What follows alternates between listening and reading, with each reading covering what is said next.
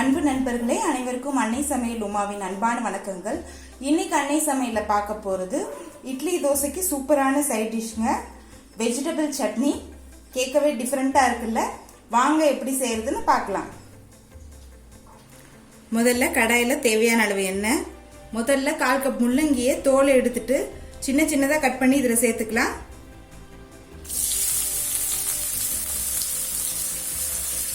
முள்ளங்கி வேகிறதுக்கு லேட் ஆகும், அதனால தான் ஃபர்ஸ்ட் போடுறேன். இப்போ முள்ளங்கியை 1 நிமிஷம் வரைக்கும் வதக்கியாச்சு. அடுத்தது கொஞ்சம் முட்டைக்கோஸ் சேர்த்துக்கலாங்க. 1/4 கப் கேரட்டை தோல் சீவிட்டு சின்ன சின்னதாக கட் பண்ணி இதில் சேர்த்துக்கலாங்க. அடுத்தது கொஞ்சம் பீட்ரூட்,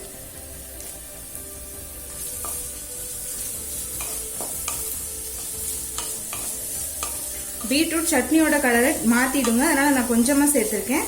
நீங்க விருப்பப்பட்டீங்கன்னா இன்னும் கொஞ்சம் அதிகமா கூட போட்டுக்கலாம். இன்னும் உங்களுக்கு விருப்பமான காய்கறியை கூட இதில் சேர்த்துக்கலாங்க.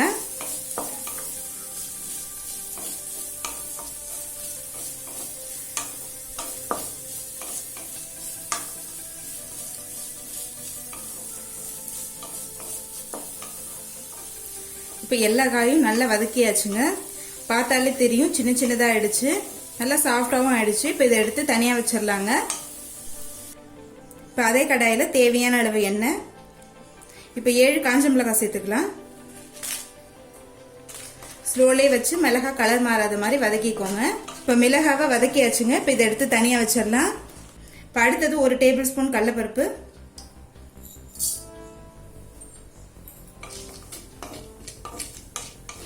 கடலைப்பருப்பு நல்லா கலர் மாற வரைக்கும் வறுத்துக்கலாம். அடுத்தது 6 பல் பூண்டு சேர்த்துக்கலாம்.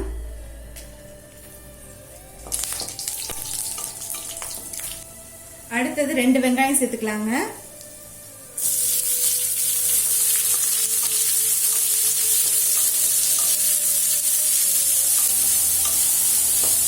வெறும் காய்கறி மட்டும் போட்டால் டேஸ்ட் கிடைக்காதுங்க, அதுக்காக தான் வெங்காயம் சேர்க்கிறோம்.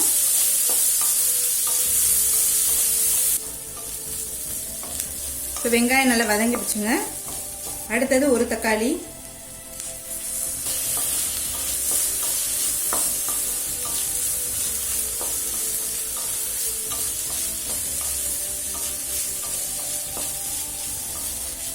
இப்போ தக்காளி நல்லா வதங்கிடுச்சுங்க. தேவையான அளவு உப்பு, கொஞ்சமா புளி. வெங்காயம் தக்காளி ஆறின பிறகு வதக்கின காய்கறி மிளகாய் எல்லாத்தையும் மிக்சியில கொஞ்சமா தண்ணி சேர்த்து நைஸா அரைச்சிக்கலாங்க. இப்போ மிக்சியில எல்லாத்தையும் அரைச்சாச்சு. இப்போ வெஜிடபிள் சட்னியை தாளிச்சிடலாம்.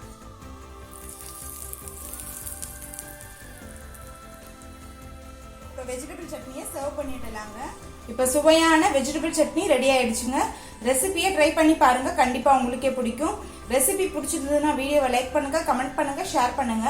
இது வரைக்கும் அன்னை சமையல் சேனலை சப்ஸ்கிரைப் பண்ணலன்னா சப்ஸ்கிரைப் பண்ணுங்க. தேங்க்யூ.